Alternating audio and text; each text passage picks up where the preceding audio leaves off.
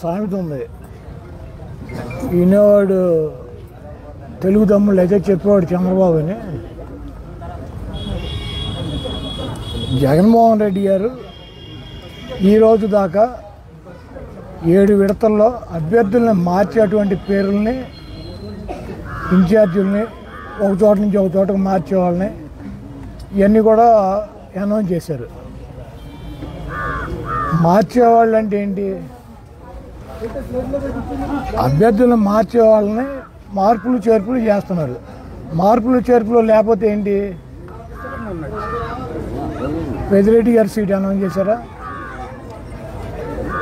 బొత్స గారి seat announce చేశారా? మా జిల్లాలో జగపేట అనౌన్స్ చేశారా? నంద్యాల అనౌన్స్ చేశారా? విజయవాడ ఈస్ట్ అనౌన్స్ చేశారా?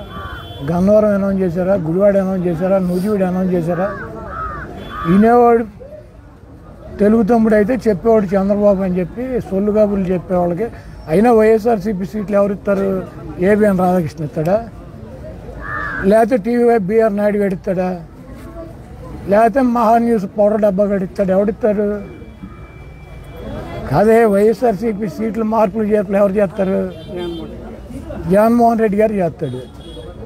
ఎవడో పౌడర్ డబ్బా గడేసిన news all bogus news. ABN అంటే ఏంటి? All bogus news. రాధాకృష్ణ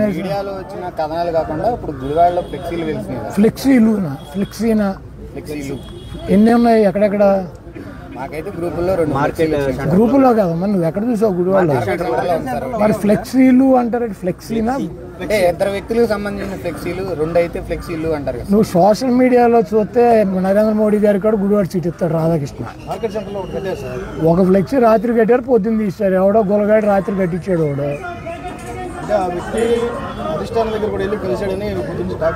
ఇప్పుడు కలిస్తే మా పార్టీ చెప్పుద్ది, లేకపోతే కలిసిన వ్యక్తి చెప్తాడు, లేకపోతే నేను చెబుతా.